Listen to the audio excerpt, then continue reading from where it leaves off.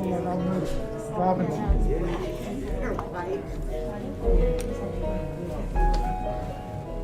I have some coming. Show. Thank you, sir.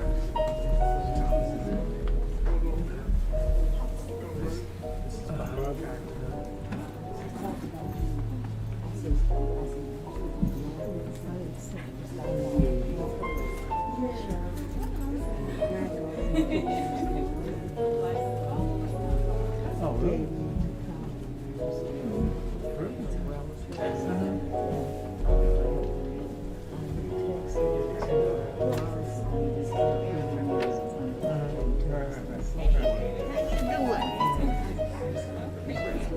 Well, that's all right.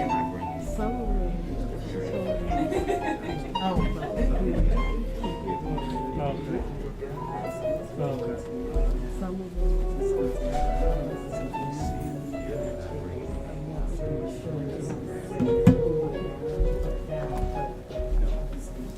this crowd was having,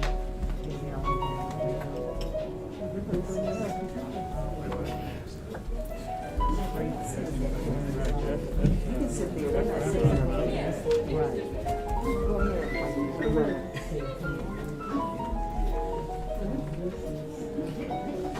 No, not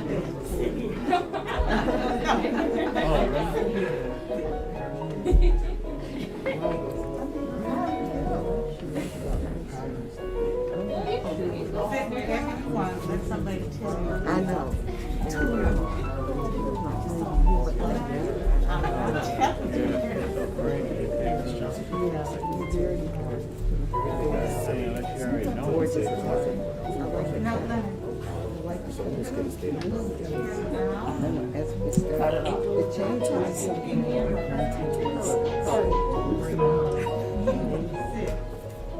And decided to do like her.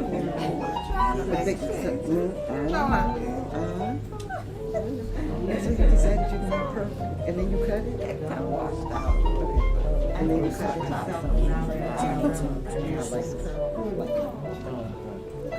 Good look.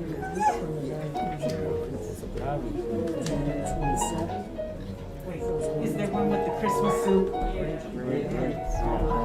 Yeah, I know other families. He's trying to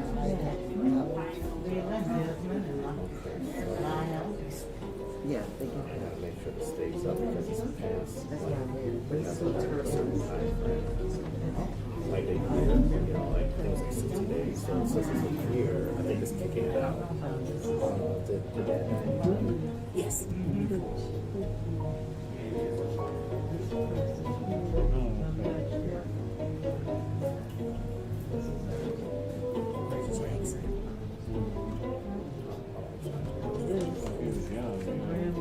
This is from the kindergarten. And this is the grandma's when they were there.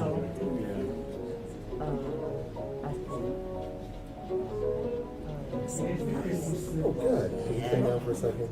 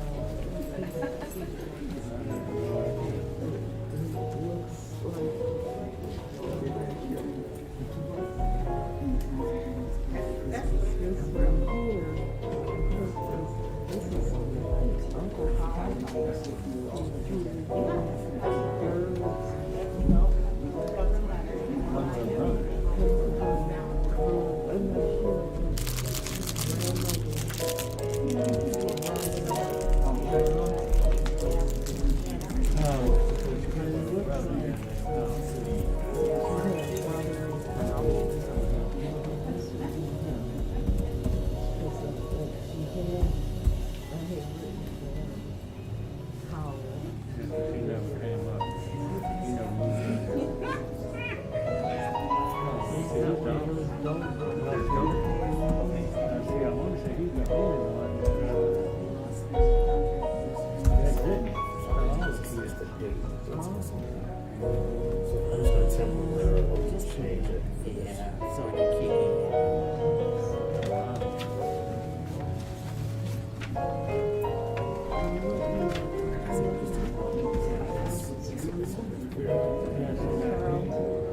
Right, see, I didn't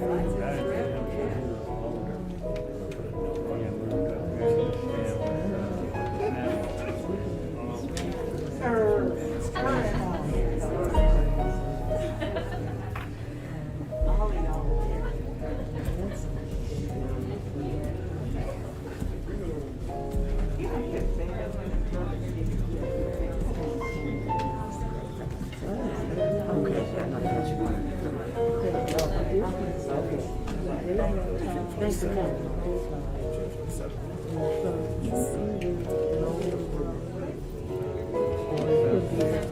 I don't know.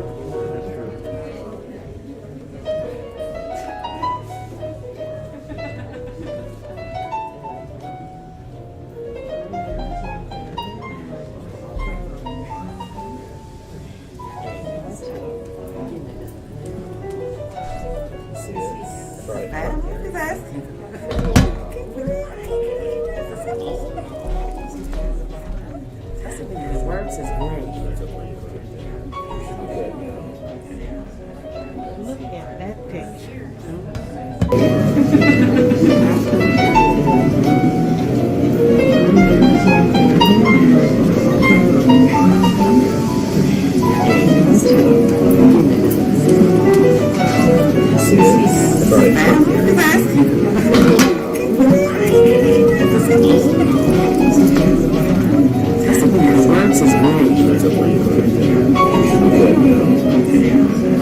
Look at that picture.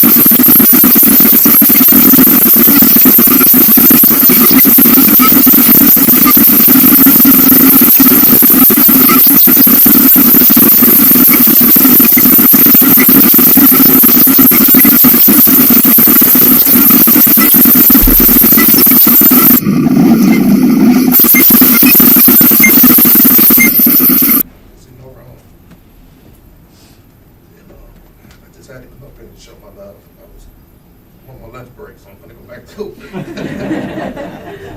So,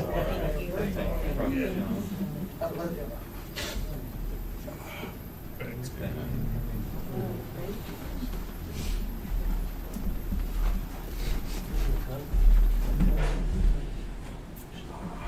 My name is Clay Porter. Samuel C was my guy. That's a true story. And I threw Raymond Dungeon in there because y'all knew him. They moved from y'all's neighborhood over to mine. And I had never, ever thought about skipping school before. Ever. Raymond. Come on, man, we can go down here. So we were trying to get to Schoolcraft and Ewald Circle. About 8 blocks down. We were at Quarters. It was only about 8 blocks down, right around the corner store right there. And so we're going down the street, and I see the water truck. Because your dad drove a water truck and he was going around collecting money. Didn't even think about it, didn't know where he worked. We walk by, we go to the store, come back. He's coming out of a house. Right there, we're talking, I don't even see him. Clay! Turn. He looked at his wife. Come here. Raymond! Come here, you knew him too, come here. He said, what the y'all doing out here now? We got, look. He looked at me and said, look, I'm not gonna tell you that. He looked at Raymond and said, I'm telling him you know. He's been there for a long time. He said, but don't you, he said, you need to value education. You don't have time to be skipping classes. I don't care if you're in the second grade. And so we sat there, we listened to the lecture for 2 or 3 minutes, and then he let us go. So now on the way home, hey, because I just know he's gonna call his cousin to tell him. I know it. I know it. And so I got home and, you know, and I would get home as my dad was leaving for work because he always worked afternoons. And, you know, but if it was something that had gone wrong, he could be late for work because, you know, he had to have a little business. So, yeah. But Dad said the same thing I always said, you know, how's school, Dad? I said, good. But for like the next week, I kept, you know, because, you know, we got together all the time, okay, all the time. And so I just knew that at some point it would come out. But your dad never snitched me out. You know, but he did teach me a lesson. And that's true. I never skipped another class. I never skipped another class. So I'm happy to be here. You know, I'm so sorry for your loss. You guys know that already. You know, I commend you because I really don't know if I could go through this twice like you guys are doing. And I'm being honest with you. You know, but I'm glad that you did. You know, you guys did a heck of a job on that video. You know, I was okay till I saw Rico. But thanks, you know, thanks for having me. Good to see everybody. And we've got to do better about getting together under situations that are not like this. Okay.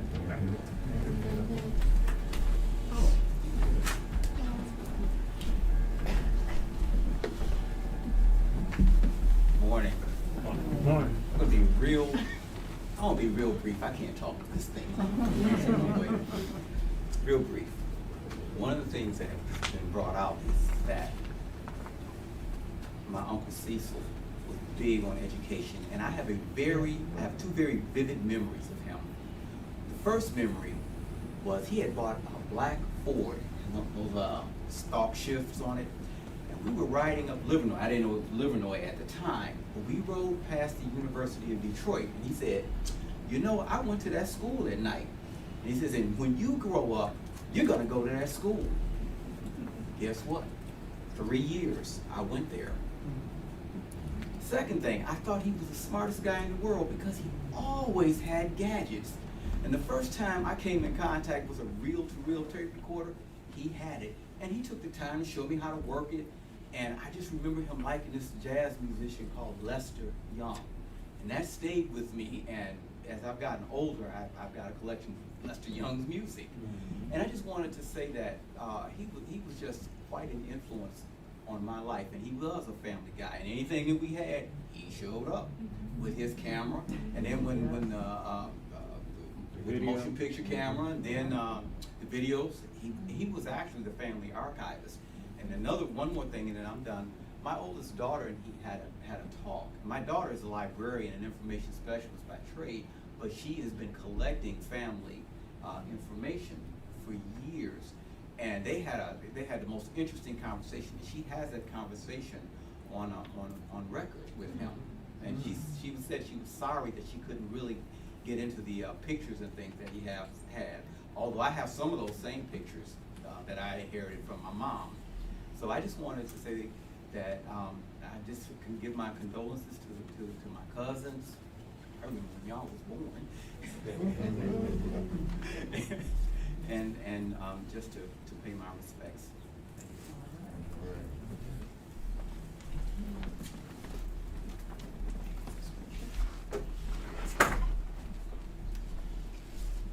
Good morning, everyone. Good morning. That was my dear brother that just spoke. I'm Dwan, and I am what my Uncle Cecil called me, his favorite niece. My mother was his sister, and Juanita. And he was truly a family man. I too graduated from university, and he came to my graduation. He was at my children's graduations. He came to every function we ever had, and I'll never forget that. And Kyra reminded me by sending me things that she would find as she was while cleaning out the house. And I would say, "Oh my God, I don't even remember this," but I loved him dearly. He was always there, always with a good word for us. And as I said, he was truly a family man. I miss him dearly.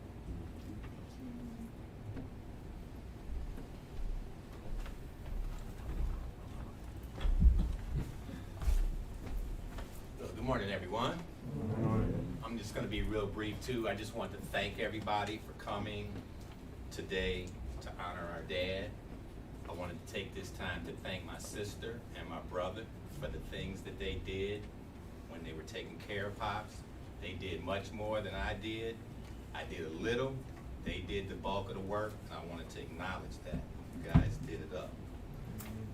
Listening to the stories is good to hear. Makes me feel good. I too am a graduate of University of Detroit. So we kind of keep it in the family a little bit. But again, thank you for coming to share this moment about our day.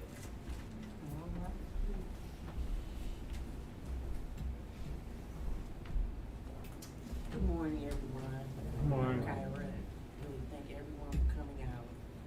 I would like to echo my daughter and all the others, thanking Albany neighbors who kept a lookout for my dad, for the caregivers that came to his home.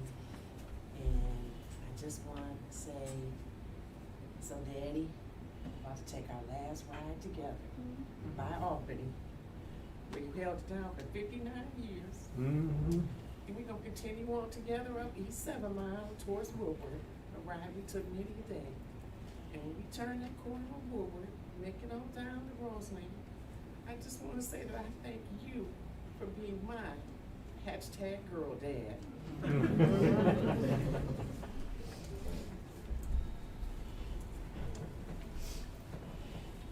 Alright, thank you everyone. I do have a little bitty story that I'll share. I was in a program at Berry Grove College, and my dad dropped me off at Granddad's house to so that he could take me, because Dad had to go to work and Mom was at work. And he said, "You hungry, KD?" I said, "Yeah, I'm hungry." He goes, "All right, we'll fix you some cornflakes." I'm like, "Cool, cornflakes, here we go." Get the sugar and the milk, mix it up. Sugar don't melt that good in cornflakes. So he puts the bowl down in front of me, and I look at it, and the milk looks a little watery. What's that? Okay. So then I take the spoon, and I bite it. I was like, "Oh, this is not cornflakes." It was skim milk. No sugar and cornflakes. And I said, all right, so this could actually continue on for a full week. So the next week, as you know, I was like, all right, I can't get through this anymore. So he was like, you hungry? I said, So that's my little story with Granddad. It's funny. But thank you everyone for sharing your stories, memories, remarks, or love for the family as well. Right now we are going to have my father come up, Kyle Jackson, for the closing remarks.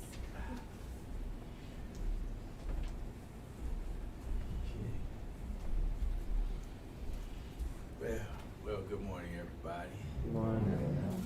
Thank you all for coming. I never thought that I would be in a position where I would literally be doing a eulogy for my own father. But y'all help me get through this. Thank you for the tributes that we heard. You never know the impact that somebody has on another person's life. And now that I'm gotten older, you know, I really understand what we as adults, how it impacts the younger generation. And to hear, you saw Sean. I mean, we were there when Sean came home as a baby. And that's the impact that my father had on everybody in the neighborhood. He has a lot of what we call surrogate sons, where everybody came to talk to Mr. Jackson because during our generation was a time when fathers weren't in the homes with the mothers. And so they began to matriculate to my dad because he was always home with us. But all the neighbors, Sean, Betty, Barbara Bowers, Carlanda, I mean, the ones that were left on the street, they looked out for Pops in his last years. The DeShazes, when they rolled by, everybody rolled by would always stop, wave, and talk to Pops. The thing that was really interesting is my father. I'm just gonna talk to him briefly, so y'all give me a few minutes here. Charles Edward, Chuck, Charles, Cecil, Uncle Dale called him Aloysius, Cepheus, you know. And as a kid, it was kind of confusing because I just knew him as Dad. And then, you know, hey, Charles, okay, that's him. Hey, Cecil, yeah, that's him too, you know. So it was, but depending on who you were, that was how they related to him. So I became to know that Cecil, it was somebody in the family who knew him, you know, so it was that type of a thing. My father was not a religious man per se, but as I began to think about his life and put things into perspective, you know, God kind of had his hands all around everything that he did. He was a child of the Depression. So having grown up in the 30s, when we came along, we threw nothing away. We saved everything. Everything could be fixed. And when I got married and had kids, I'd come over and there'd be a hat on the table or a jacket on the table, because when he retired and he jogged up around Farwell Junior High School, and he would always find clothes that kids had lost, and he would wash them, bring them home, wash them, and then when I come by, hey, I found this, I figured one of the kids could use it, here, take it to him. Okay, Pops, thank you. Next week there'd be something else, and that was pretty much how he did. Like Kyra said, he bought that house in 1961. He lived right up the street, 59 years in one house, one wife. Kevin told me he never even changed the key, the locks on the house. The same key he gave me when, you know, you're old enough to get a house key to let yourself in was the same key that works today. And I'll tell you more about that key in a minute.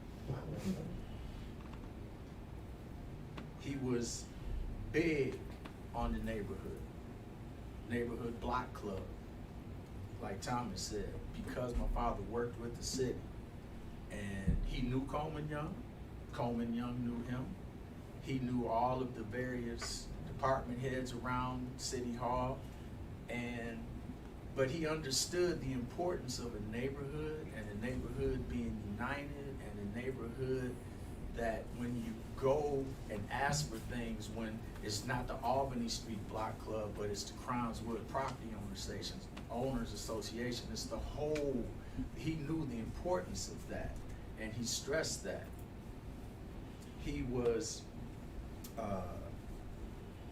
on our street. My father never had an argument with any of the neighbors. He never had disagreements with people up and down the street. Never. He did like to party. He liked to turn up a little bit. So, you know, that he was no angel, but he was very stern. He was very direct when he needed to be. And in 59 years in that house, our house never got broken into. He never got hit upside the head. There was no stolen cars. So, you know, that's like God's hands. Watching that. This zip code, one of the worst zip codes in the country. And I remember the gas station is now torn down. When he retired, he would walk up the street every morning and buy a newspaper and a pack of double mint chewing gum.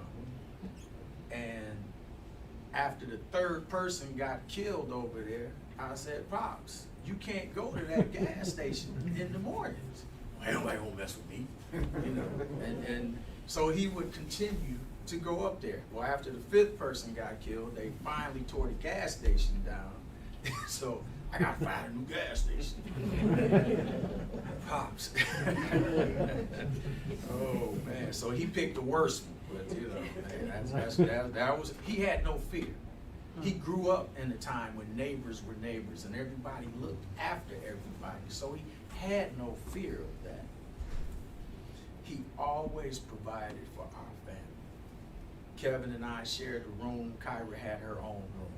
Kevin and I shared a closet, and we shared a dresser. You could open our closet and see more closet than clothes. Kevin had his side, I had my side, and then there was the middle. He had 2 pairs of shoes, I had 2 pairs of shoes, one black, one brown. You know, you youngsters don't know, that's when you went to school and left your gym shoes at school, because when you went to gym, you actually put your gym shoes on in gym. And then you get in trouble if you didn't put your shoes back on and go back to school. So, but we didn't have a lot, but we didn't know we needed a lot. He always provided. He took us on trips, Mackinac Island, Cleveland, Ohio, South Bend, Indiana. He was big on family. Man, we couldn't, when we were little, we couldn't wait for the weekends. We was going over Auntie's house, hang out with Choo-Choo, DeWine, and Ricky, over cousin Aunt Katie's house with Clay, Charlotte, and Carl. My condolences about Carlton. I still can't say Charlotte and Clay without saying Carlton. We just can't do it. Uncle Leonard, Larry, Grandma, Grandpa. Every weekend it was family. And that was what he was big on. It was to the point where my mother was always mad, because when they would plan a trip, well, cousin so-and-so lives here, and cousin so-and-so, she's like, I'm not going to be with family, I'm going on vacation. So it was always that type of a disagreement with them, because she wanted to go somewhere she'd never been. He wanted to go visit family, because that's how he always was. When we were little, you could actually do things in the neighborhood as kids. And so every Sunday, me, Kevin, and Kyra would walk up to United Hope Methodist Church for Sunday school. And on this one particular Sunday, we were going down Mound Road, because the church was 7 blocks from our house. It was on St. Louis in Nevada. We're on Mound in Nevada. And as we're walking down Mound Road, there was a house. It's gone now, but his little dog came running down the stairs, starts barking at us. And then we saw it. There was a big dog behind a little dog. He didn't come running down the stairs. He jumped off the porch. Kevin was like, "Oh," and Kyrie was like, "What?" So Kevin took off running.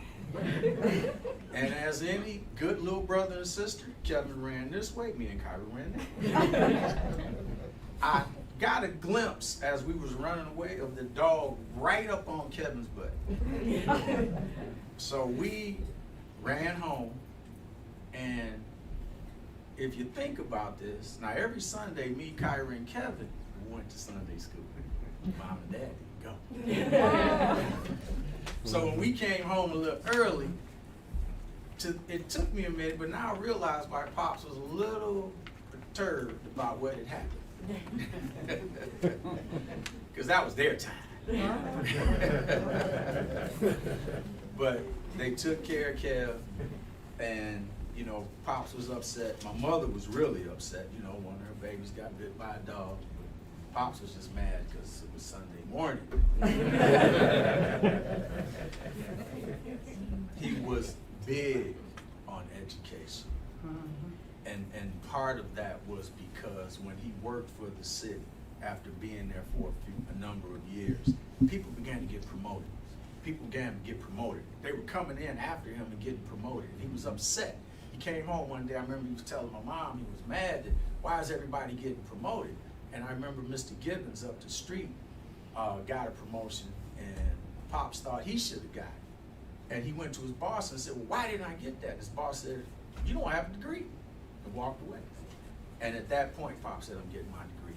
And I remember coming home in junior high school and early high school, Pops would be sitting at the table and he'd study. You know, statistics. He was always crying about statistics, but he went through it, he did it. And he was in college and Kevin was in college at the same time. Another thing about Pops, he experienced a lot of firsts in his life. Amen. His family had the first radio in their neighborhood. He had the first TV, first Technicolor TV. He grew up under segregation. And I remember talking to Pops and saying, what was it like to have to go to the back door? He said, we just did. If you wanted something to eat, you go to the back door. Other than that, you wasn't getting nothing to eat out of a restaurant. He remembers sitting up in the balcony at the theater, the colored section. I said, you couldn't sit down low? Oh, but he was just matter-of-factly about it. They didn't use segregation as a reason to not get something accomplished.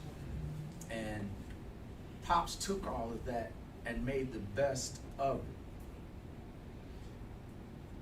Some things that you guys probably don't remember or know, I know mine don't. Pops was an actor and a model. He was in a movie called Detroit 9000, one of the first movies ever made in the city of Detroit. And he was an extra in the ballroom scenes. I actually Googled it and pulled it up in there. He's just lingering around. Like I say, he liked to party, so it just fit right in. He was just partying, man, you know. He also was a model. He was in Look magazine, which would be the People magazine of today. And he was in a model ad for Ford Motor with the Mark III. And I remember he had on like a mountain climbing outfit. They gave him a pickaxe and, you know, the suspenders and the plaid shirt. I mean, that's what's in style now, but back then, that was his modeling look. And then he had one with the Mustang where he was G'd up, had his suit on, and standing there. So we used to have that magazine, and I don't know what happened to it, but I'm gonna find it. His hobby was photography, which me and Kevin didn't know it at the time. But as Pops took pictures and films, and you know, we're looking at all these pictures, and we're watching all these films, and Pops is taking it, we're looking and we're watching. We were unknowingly apprentices as photographers, because at one point in our life, both Kevin and I worked as professional videographers and photographers and videotape editors. Two professional photographers from one family. God had his hands on that. My father was a member of Local 735 from the city. Me and Kevin were members of Local 735, UAW. It's kind of whose hands is on that. Everybody union. Pops raised us to be Democrats and to be union. He believed in the union and the strength of numbers. The photographs that he took, when we put them all together, there are 9 crates of photos. 40s, 50s, 60s, 70s, 80s, 90s, 2000. His legacy that he left is in those crates. What you all saw here today, and thank you, Kevin, you did a beautiful job, of the photographs. When we're looking, it's just you got to sit there, and for those of us who drink, you got to take a drink, because it's like, whoa, what? Man, I forgot about him. I mean, it just is so refreshing to look, and then you understand your history. You understand where you came from and who you came, who helped get you to where you are. You know, because there it is in black and white. There's a picture of the house. There's a picture of that car. You know, and Pops had all of that, and we didn't even know it at the time. We didn't even know it.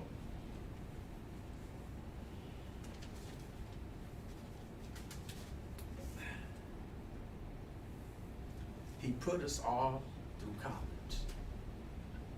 When we were little, that's all we heard. When you go to college, when you go to college, not if, not maybe, but when. And he told that to any kid who would listen. You know you gotta go to college. You know you gotta go to college. And he was just very, very big on that. I said I would talk to you about the key. Well, for those of you who know me, and there's no shame in my game, if there's anything of a prodigal son, that would be me. And we had a strained relationship for a minute. He even told me, do not come into my house, give me my key back, and stay off of my street. That was what my father told me. Like any good kid, I did not listen. I kept coming. We repaired our relationship. And he gave me my key back.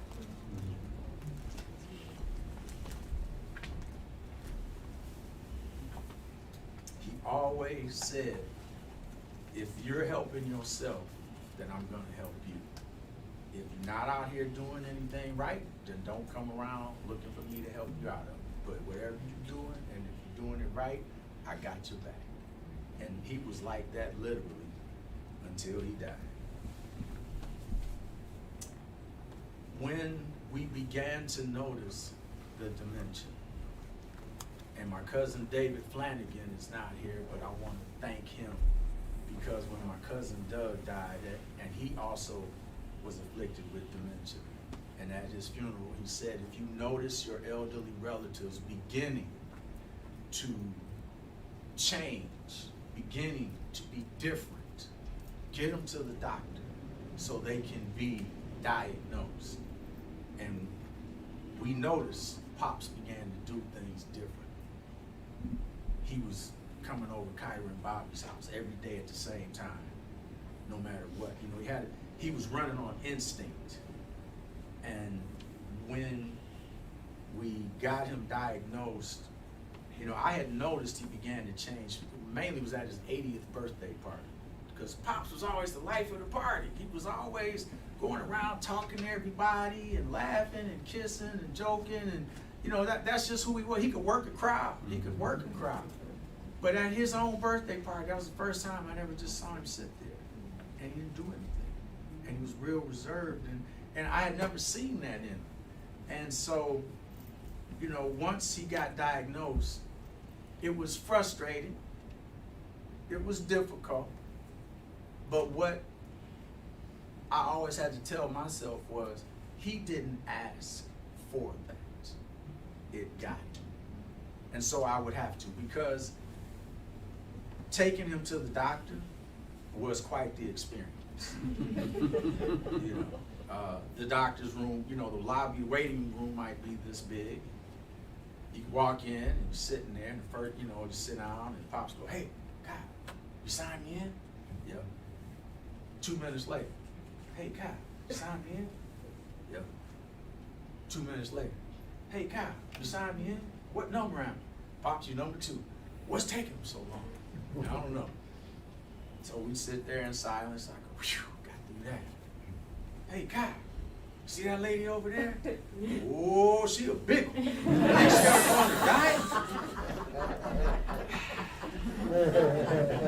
And that lady looking at me.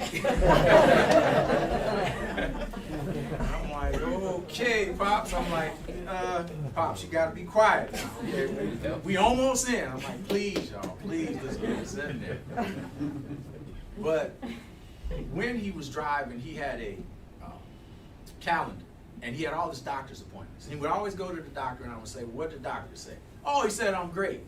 So now we're taking him to the doctor, and he's got a urologist, a podiatrist, a general practitioner, a heart guy. I'm like, man, oh man, all these appointments. And they're all saying the same thing, though. Every time we took him, "Oh, he's great. He's doing fine." And I'm like, he really was doing fine. Well, why y'all need to see him all the time? But that was how we did it. And to think that all of that time, that his mind was gone, his body never gave out. And, you know, as he lost friends, he literally was the last of his generation.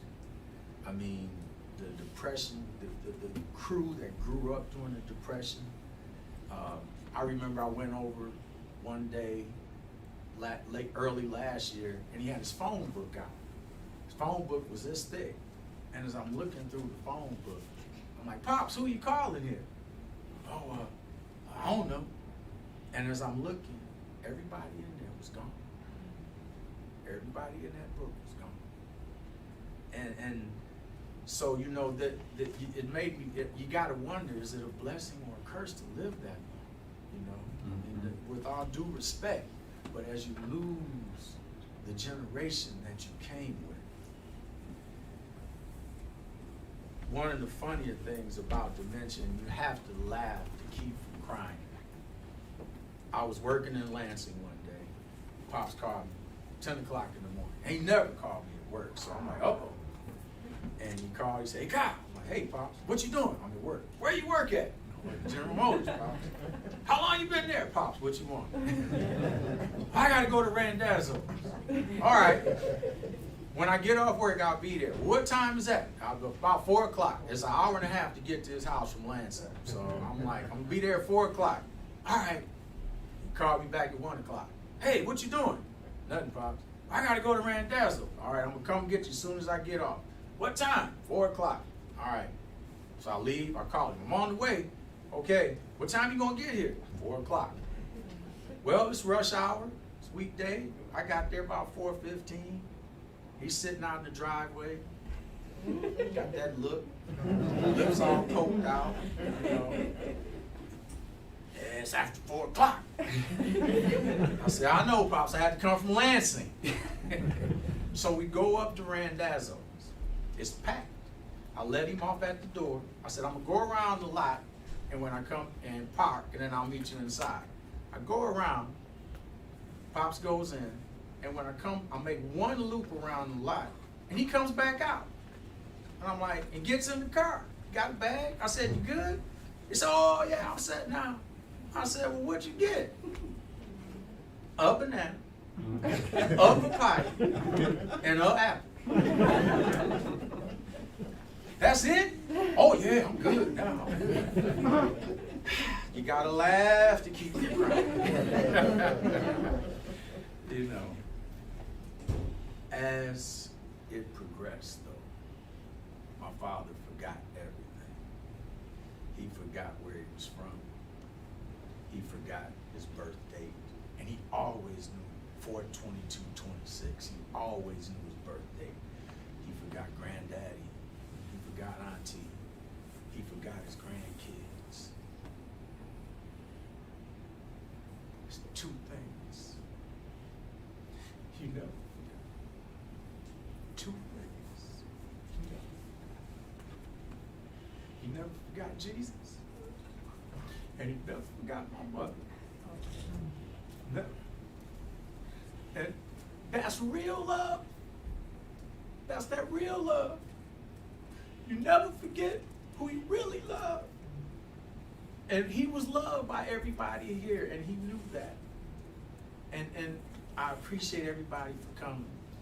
I'm glad he was able to touch the lives that he touched. And thank you all very much. Love you, Pops.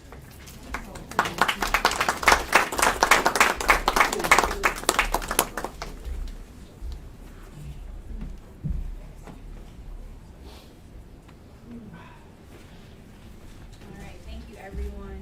That concludes our memorial here at this site. At 1 p.m. we will be proceeding with the gravesite services on Woodward Avenue. So if you'd like to come join us there, please feel welcome to do so. Woodward at 12 Mile. That's all. The Roseland Cemetery is where we'll be at 1 p.m.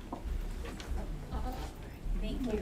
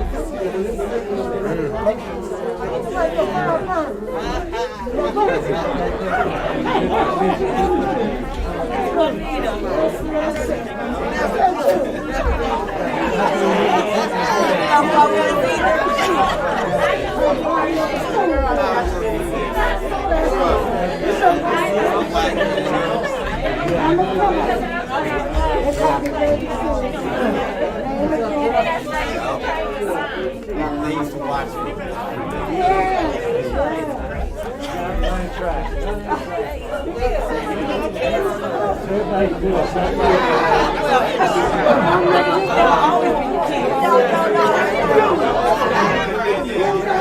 This is part of the party, right? This is Kyra's daughter.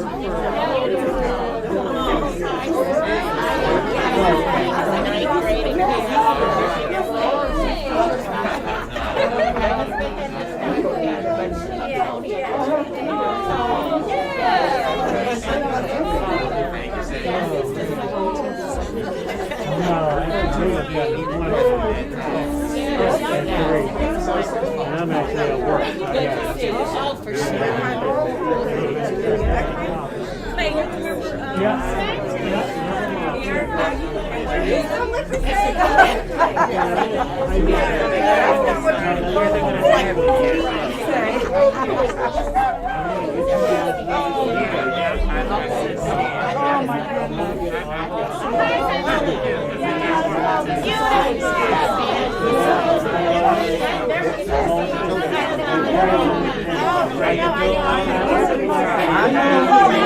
Yes, I do. How are you?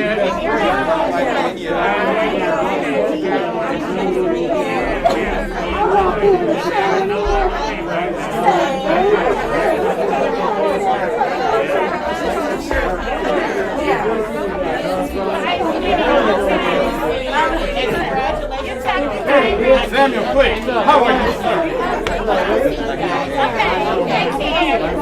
All of it. All of it. How you doing?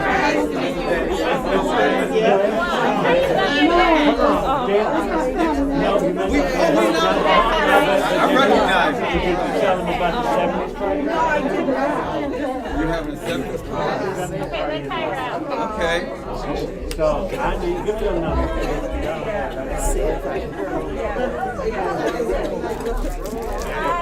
You got a card or something? Okay, what's your number? 570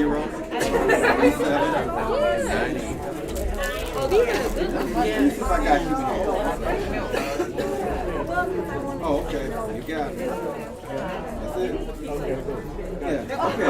I got you. I like it. Yeah. Nice meeting you. And these are dogs. Going to I was speculating. I know.